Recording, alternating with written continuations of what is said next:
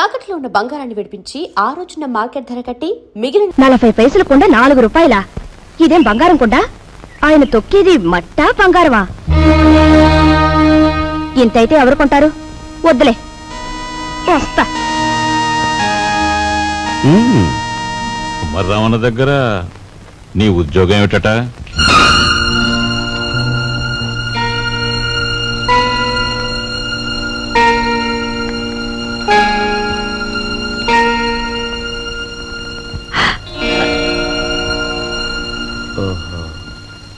మాట్లాడమే. కుమారరామన్న దగ్గర నీ ఉద్యోగం ఏమిటి? మట్టి తొక్కటం, అతను తయారు చేసిన కుండల్ని ఎండలో ఆరబెట్టడం, కాలిన కుండల్ని బండి మీద సెంటర్కి చేర్చడం. అది. నువ్వు చదివిన చదువేమిటి? నీ మీద మేము పెట్టుకున్న ఆశలేమిటి? నువ్వు చేసిన నిర్వాకం ఏమిటి?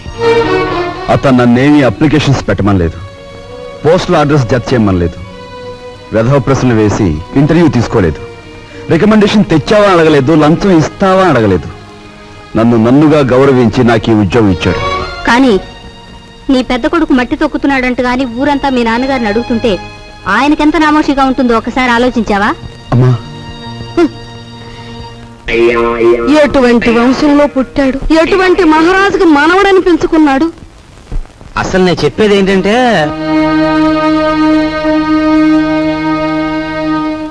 ఇలాంటి అప్రదిష్ట పనులకు తలపెడితే ఈ ఇంట్లో ఇంకా పెళ్లి కావాల్సిన పిల్లలు ఉన్నారు. వాళ్ళని చేసుకోవడానికి ఎవడైనా ముందుకొస్తాడా? ఏ మా చెల్లెలు పెళ్లి చూపు సమయంలో మీరు వచ్చి పెంట చేశారే, అప్పుడు లేదా ఈ అప్రదిష్ట? నాన్న, ఏమీ చెయ్యకుండా మీకు భారంగా ఉండే కంటే ఏదో ఒక పని చేసి ఇంత సంపాదించడం నా బాధ్యత అనుకున్నాను, సంపాదిస్తున్నాను.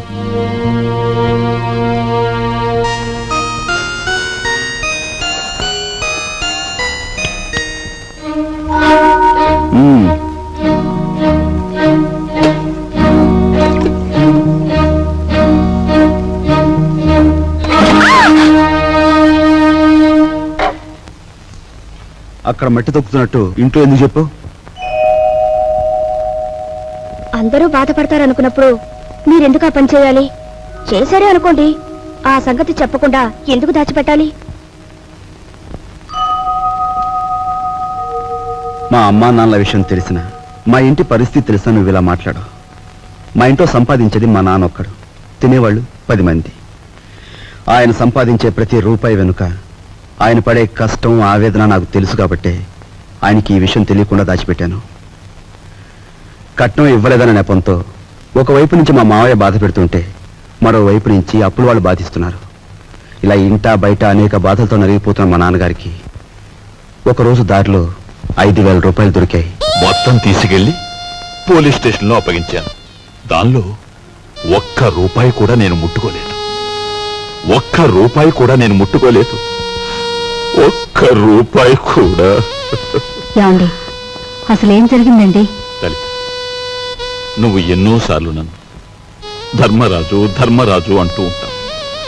కానీ ఇవాళ నీ ధర్మరాజు దొంగతనం చేశాడు. మీరు దొంగతనం చేశారా? అవును లలిత, అందులో 10 రూపాయలు కాజేశాను. ఎందుకు తెలుసా? మన అబ్బాయి ఉద్యోగానికి అప్లికేషన్ పెట్టడానికి. ఎన్నడూ రాని ఉద్యోగం ఈసారైనా వస్తుందేమోనన్న ఆశ. లలిత, ఇంకెప్పుడు నన్ను ధర్మరాజు అని పిలవకు. లేదండి, ఇప్పుడు మీరు నిజంగా ధర్మరాజు. అశ్వత్థామాత కుంజరాహ అని ధర్మరాజు అంతటి వాడు అబద్ధం ఆడాడు. అది ఆపద్ధర్మం లలిత. ఇది ఆపద్ధర్మమేనండి. మన బిడ్డ కోసం మీరు చేసింది ఆపద్ధర్మమే. మా అందరి అవసరాలు తీర్చడానికి అంకితమైపోయిన మనిషి మా నాన్న. అలాంటి మనిషి కోసం నేను మట్టి తొక్కడమే కాదు, ముష్టెత్తుకునైనా సరే మా ఇంటి బాధ్యతను కొంతవరకైనా స్వీకరించాలా లేదా? ఇప్పుడు చెప్పు, నేను చేస్తున్న పని తప్పంటావా? తప్పంటావా?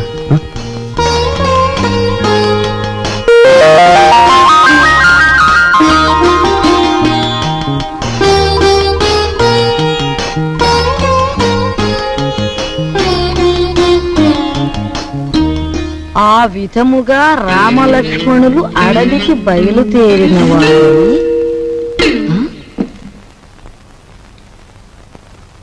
ఏంటబ్బా? ఓ చిన్న సచ్చినాడా, ఆ పెద్ద సచ్చినాడేమో మట్టి తొక్కుతున్నాడా, వీడేమో పాచి ఊడుస్తున్నాడా. వీళ్ళకి ఏం పోయే కాలం వచ్చిందమ్మా? ఇంతకీ నేను పర్మిషన్ ఎందుకు పెట్టట్టు? అబ్బాయ్, ఏంటమ్మా? నువ్వు ఆఫీస్కి వెళుతున్నావల్లే ఉంది. పెళ్లి దగ్గరకు వచ్చింది కదా, పనులన్నీ తొందరగా జరగాలి. అప్పడాలు చెయ్యాలి, వడియాలు పట్టాలి. ఓ 400 ఉంటే అమ్మాయికి ఇవ్వు. అమ్మా, ఆఫీసులో లోన్కి అప్లై చేశాను, అది రాగానే ఇస్తాను. అదేమిటన్నయ్య, అయ్యవారు వచ్చే వరకు అమావాస్య అవుతుందా? తెలిసిన వాళ్ళ దగ్గర ఏ చేబదులో తీసుకుని ఈ పని కాస్త జరిపించు. వెళ్ళిదు.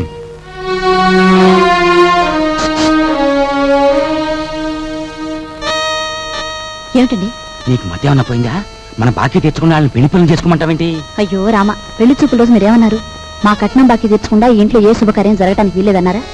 ఇప్పుడు ఈ పెళ్లి జరిగిందనుకోండి, దానికి ముందు మన బాకీ తీరుస్తారన్నమాటేగా. అమ్మని, నువ్వు అసలు రాజకీయాల్లో దిగాల్సిందానివే, పొరపాటున నన్ను కట్టుకున్నావు. సమయానికి వచ్చారే పిల్లలారా, మీ పెళ్లి పనులు మేము అందుకోవద్దు. అలాగే మా ఇంట్లో పనులు కూడా. రండి రండి. అమ్మా, ఇదిగోనమ్మా నా మొదటి జీతం. జీతమా? అబ్బా, కూలి డబ్బులకి ఎంత గొప్ప పేరు పెట్టావురా సావిత్రి. అది ఇప్పుడు తప్పుడు మాట ఏమందే? మట్టి తొక్కాడని మందలించి 4 రోజులు కాలేదు. ఈలోగా వారు డబ్బు తీసుకొచ్చి ఇదిగోనమ్మా జీతం అంటే తగుదనమ్మా అని పుచ్చుకుంటివి. ఎంత బతుకు బతికి ఆఖరికి ముష్టి డబ్బులతో కూడి తింటావా? అమ్మా, ఆ డబ్బులు ఇలా పారేయండి. కష్టపడి సంపాదించిన డబ్బులకు విలువేమిటో మీలాంటి వారికి తెలియకపోవచ్చు. ఈ ఇంట్లో పనికి నాకు తిండి అక్కర్లేదు, వేరే జీతం అక్కర్లేదు. ఆ ముష్టి కూల్ డబ్బులు ఇలా పడేయండి. ఇదిగో.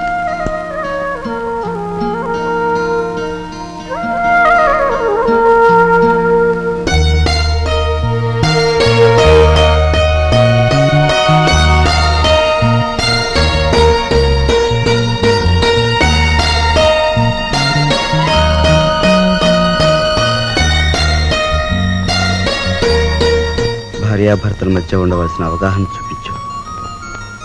నువ్వు ఈ ఇంటికి పని మనిషివైనా నాకు నా మనిషివి.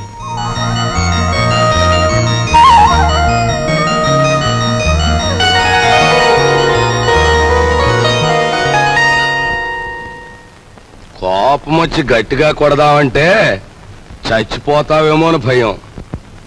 బాబు నాయనా అంటే మొండుకెత్తున్నావు. మమ్మల్ని బాధ పెట్టకుండా చెప్పే గురువా. చెప్పే గురు. మనవడక చూసావా, పరాయి సొమ్మంటే పరిసిగుంటాడు కూడా ఎలా సర్దపడిపోతున్నాడో. ఎంతమందిని బాధ పెట్టడం భావ్యం కాదు గురువా. అలో చెప్పే గురు, ఉన్న ఒక్క కూతురు ఇల్లు వదిలి వెళ్ళిపోతే నేను వెతికించలేదు, పేపర్ ప్రకటన కూడా ఇవ్వలేదు. అంత ముండేవాడిని మీ బెదిరింపులకు నేను లొంగుతానా? గురువా మాట రా చెప్తాను. ఈ మొండిఘాటంగాడికి కూతురుందంటున్నాడుగా, ఈడు పేపర్లో ప్రకటన ఇవ్వకపోయిన ఈ తరపున మనం ప్రకటించేస్తే ఆ కూతురు ఇంటికి చేరిపోద్ది. ఆ తర్వాత స్వామియే శరణం. Very good very good. Hello నవ్వకే బాబు, కుర్రోడు దొరుచుకుంటాడు. ఆ నవ్వేదో ఇనపెడి దగ్గర నవ్వు, ఓపెనింగ్ గా నవ్వుద్ది.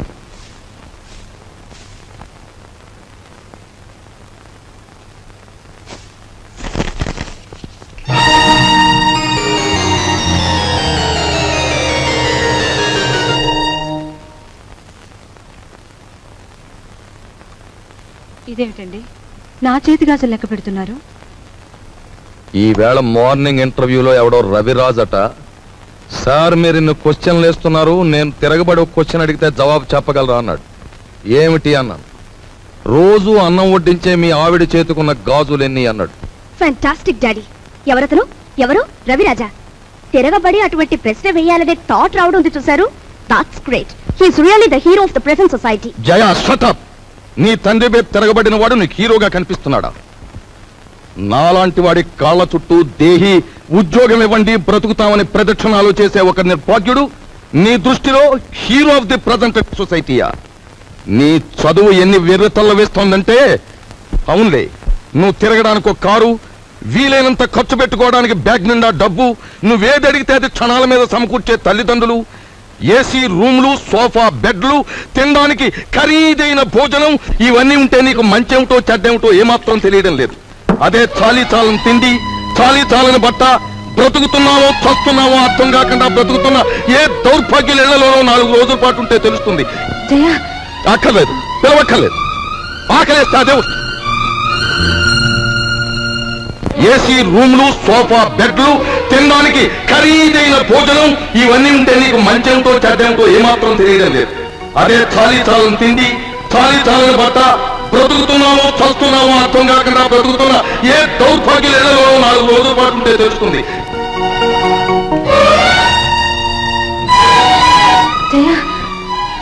అక్కర్లేదు, పిలవక్కర్లేదు.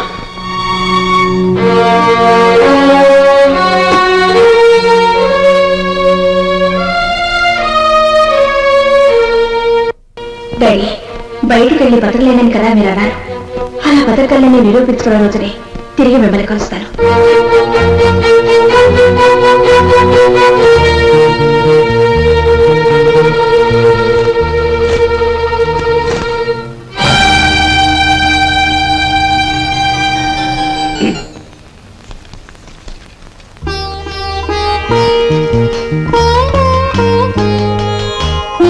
నీ సంస్కారం చూసి ఆశ్చర్యం కలిగినా నువ్వు కలవారి అమ్మాయివని మాత్రం ఊహించలేకపోయావు.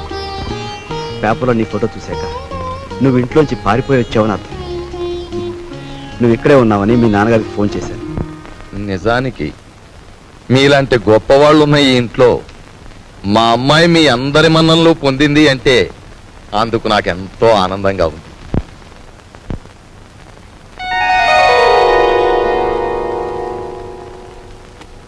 ఇదిగో పిల్ల, నిన్ను ఎప్పుడెప్పుడు ఏమేమి తిట్టానా అని ఆలోచిస్తే అస్సలు నిన్ను తిట్టకుండా ఎప్పుడున్నానో గుర్తు రావడం లేదు.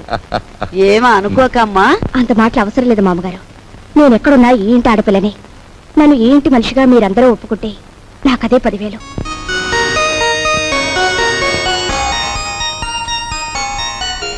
కూర్చోమ్మా, వెళ్ళొస్తానండి. వెళ్ళాలి, వెళ్ళాలి. నువ్వు వెళ్ళి అమ్మకి కనిపించు, నీకోసమే చూస్తోంది. చూడమ్మా, నేను పైకెక్కి దిగలేను గాని ఆ సేఫ్ లో 50,000 పట్రా ఆఫీసు తీసుకెళ్ళాలి. అదేవి డాడీ, మీరు సేఫ్ నంబర్ నాకు ఎప్పుడు చెప్పలేదుగా. సారీ, నీకు తెలియదుగా. వెళ్ళి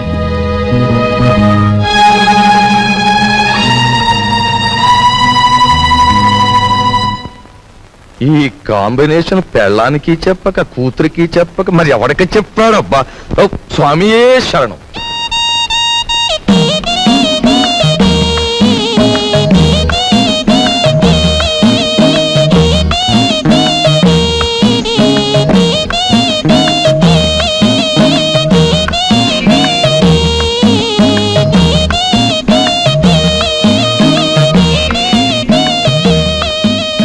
భయపడొద్దు, అటు తలుపు తీసి ఉంచుతాను, రా.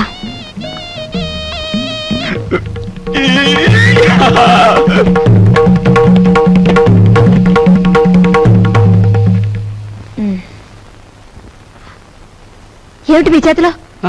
ఇదివ్వండి. ఏం లేదు, ఏం లేదు. డాక్టర్ మీకేం చెప్పారు? వీడియోలు కాల్స్ వద్దన్నారా లేదా?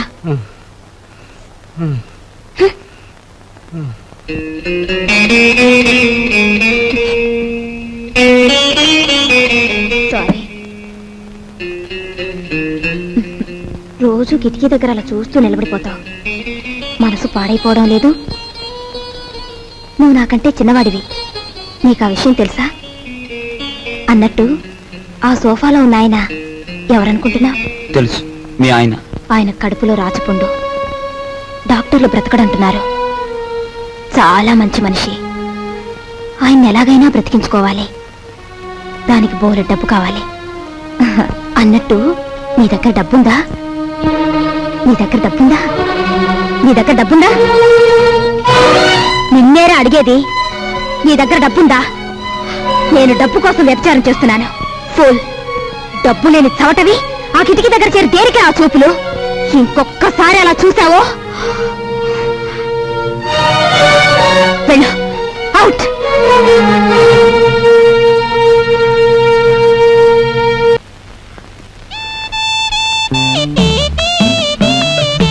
అరే మీ నాన్నగారు పోయాక నువ్వు మీసం ఉన్న మగాడివైపోయావే. అన్నట్టు మీ ఇంట్లో డబ్బు పోయిందని విన్నాను. నా కోసం నువ్వే ఆ డబ్బు తీసుంటావు. ఏది ఆ డబ్బు? చెప్పు. ఆ డబ్బు నీకిద్దామని తీశాను. ఆ రాత్రి మరెవరో నా దగ్గర నుంచి కాజేశారు. ఒక ప్రాణాన్ని నిలబెట్టడానికి నేను వ్యభిచారం చేస్తే నువ్వు వ్యభిచారం కోసం ఒక ప్రాణం తీసేశావు. నా బ్రతికే చండాలం అనుకుంటే నువ్వు నాకంటే చండాలుడివి. నేను ఈ ఇల్లు ఎందుకు ఖాళీ చేస్తున్నానో తెలుసా? నీ నీతి మాలినతనాన్ని భరించలేక. వెళ్ళు.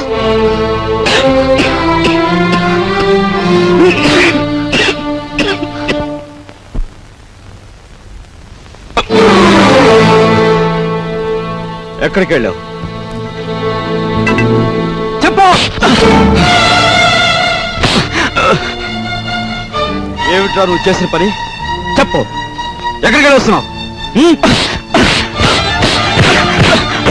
చెప్పు. ఏమిట్రా నువ్వు చేసిన పని?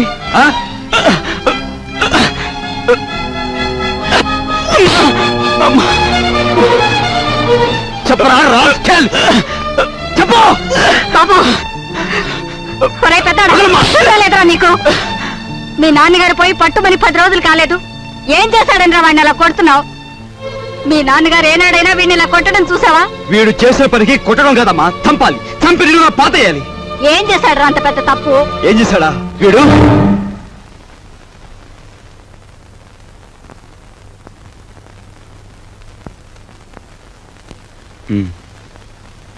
బాబు, వీడిని తమ్ముడురా. తప్పు చేస్తే శిక్షించాల్సిందే. కాకపోతే ఆ సమయంలో వీడిని తమ్ముడని మాత్రం గుర్తుంచుకుంటే చాలు. పదరా.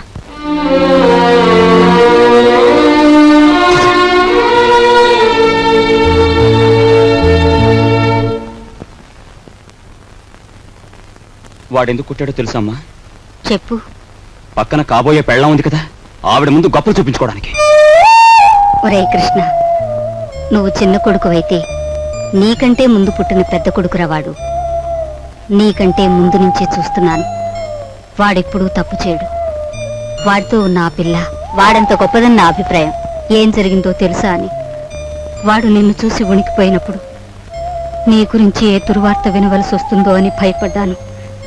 ఏం జరిగిందని అడగటానికి కూడా ధైర్యం చాలకు వచ్చేశానురా.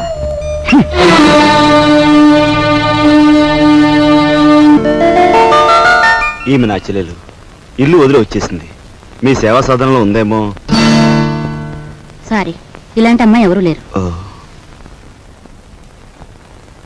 వస్తానండి.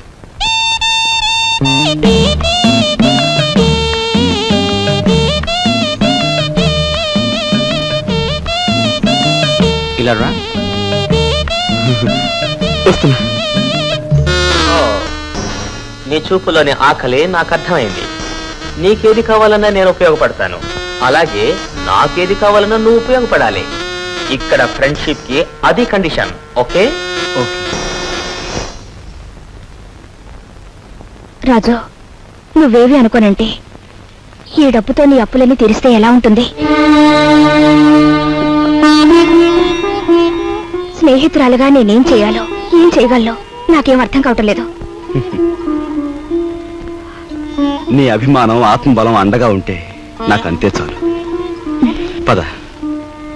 మంచి తరుణం మించిపోవును. ఆలసించిన ఆశాభంగం. 8 రోజులు సైకిల్ తొక్కిన వారికి 8,000 రూపాయలు బహుమానం. 8 days 8,000.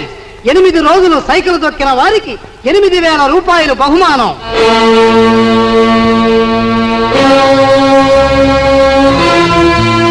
రాజు, అప్పులు తీర్చడానికి నువ్వు సైకిల్ తొక్కుతున్నావట. మనలాంటి కుటుంబాల్లో పుట్టి ఇలాంటి పనులు చేస్తే ఎంత పరువు తక్కువగా ఉంటుందో ఆలోచించు. నేను చాటుగానో సన్నాసి బుద్ధితోనో దొంగతనం చేస్తున్నాను అనుకో, లేదా కన్నవాళ్ళనే వెన్నుపోటు పొడుస్తున్నాను అనుకో, లేదా అప్పుల చేత పంచాయతీ జరిపించాను అనుకో, అప్పుడు నేను 10 మంది చేత చీ అనిపించుకునేవాడు అవుతాను. ఏమిటా నువ్వు మాట్లాడేది? మొన్నటికి మొన్న కుమ్మరాడి దగ్గర కూలిపిని కొప్పుకొని ఏంటి పరువు మీద పెద్ద బండ పడేస్తావు. ఇవాళ మీ నాన్న చచ్చిపోయాక ఆగు. ఇప్పుడు నువ్వేమిటి మాట్లాడింది? మా నాన్న చచ్చిపోయాడా? ఆ మాట నువ్వంటున్నావా? నువ్వు ఏమిట్రాది ఆవిడ అలా రెట్టిస్తున్నావు? మరి చూడమ్మా, నాయనమ్మా నాన్న చచ్చిపోయాడు అంటుంది, అత్తయ్య అంటుంది. అసలు అసలు నాన్న చచ్చిపోవడం ఏంటమ్మా? Non sense. నాన్న చచ్చిపోలేదు. నాన్న చచ్చిపోలేదు. మనందరం కలిసి ఆయన చంపేశాం. అవునమ్మా, నిర్దాక్షిణ్యంగా కాలు రాసి చంపేశాం. కొండంత మనిషిని చాదస్తుతో కొందరు, స్వార్థంతో కొందరు, ఇలా అందరూ కలిసి ఆయన చంపేశాం. ఏ చంపలేదా? ఒక్కసారి మీరందరూ గుండెల మీద చేతులు వేసుకుని ఆలోచించండి. ఆయన జీతం నెలకు 500 రూపాయలు, కేవలం 500 రూపాయలు. తాహతకు మించిన కోరికలు కోరి మనందరం కలిసి ఆయన చంపేశాం. He was successfully murdered by all his family members. నోరుంది కదా అని తప్పులు పడుతున్నారా? నేను చేస్తున్న ఈ పనిలో ఓ పవిత్రమైన ఆశయం ఉందే తప్ప ఇదేం పరువు పోయే పని కాదని నాకు బాగా తెలుసు. మీరు ఒప్పుకున్నా ఒప్పుకోకపోయినా ఈ పని నేను చేసే తీరు.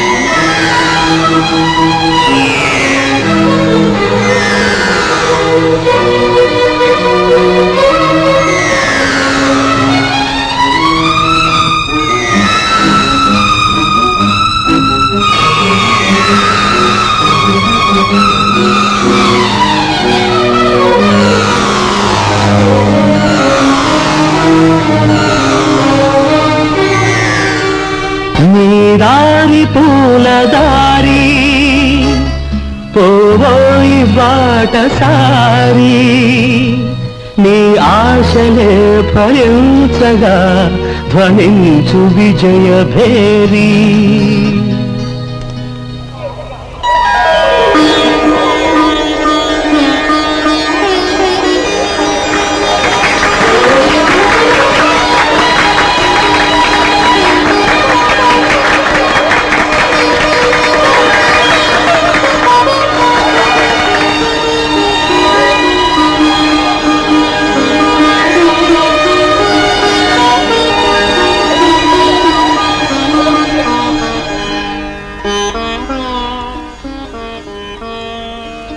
ఇవాళ నీ కొడుకు ప్రయోజకుడైనందుకు ఇప్పుడు నువ్వు ఉంటే ఎంత ఆనందించేవాడివిరా.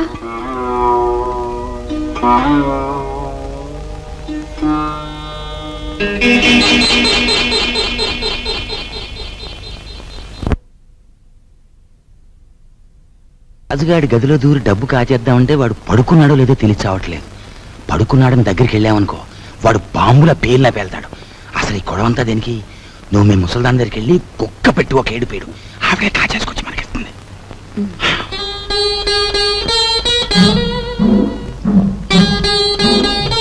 రాజు సైకిల్ దుక్కి సంపాదించిన డబ్బుతో ముందు అప్పులు తీరుస్తానంటున్నాడు. మమ్మల్ని మాత్రం ఆగమంటున్నాడు. వాడు సైకిల్ తొక్కుతానంటే మనం అందరం వాడిని కాదన్నాం. ఇప్పుడు ఆ డబ్బు మనం కావాలంటే ఏం బాగుంటుందమ్మా? అందుకే వాడి చేతుల నుంచి మనం తీసుకోము. మరి నువ్వు ఆ గదిలోకి వెళ్తావు, ఎవ్వరికి అనుమానం ఉండదు. ఆ డబ్బు నువ్వు తెస్తావు.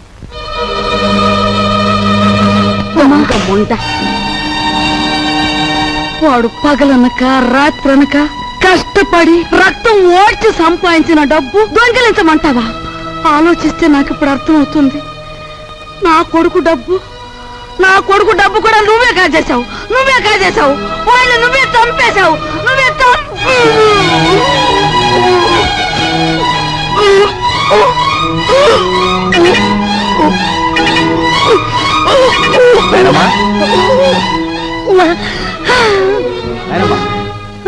బాబు ఏమైందమ్మా? ఎందుకు కేకలు పెట్టావు?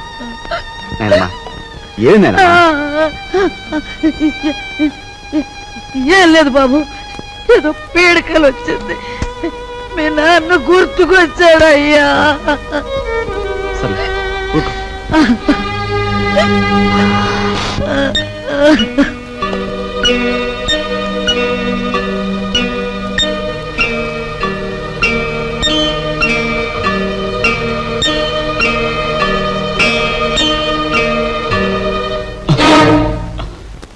ఏమిట్రా లోపల నుంచి వస్తున్నా?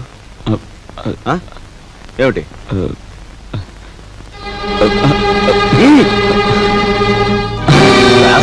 ఏమిటారు చేసిన పని?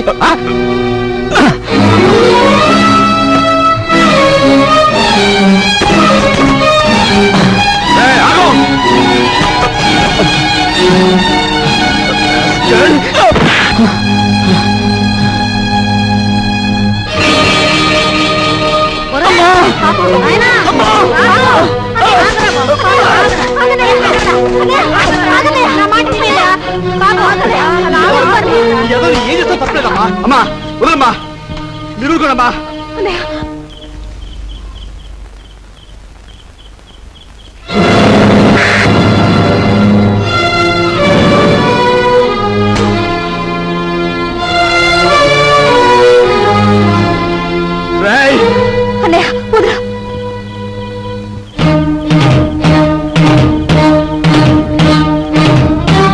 దుర్మార్గుడా, ఎంతకు తెగించావురా?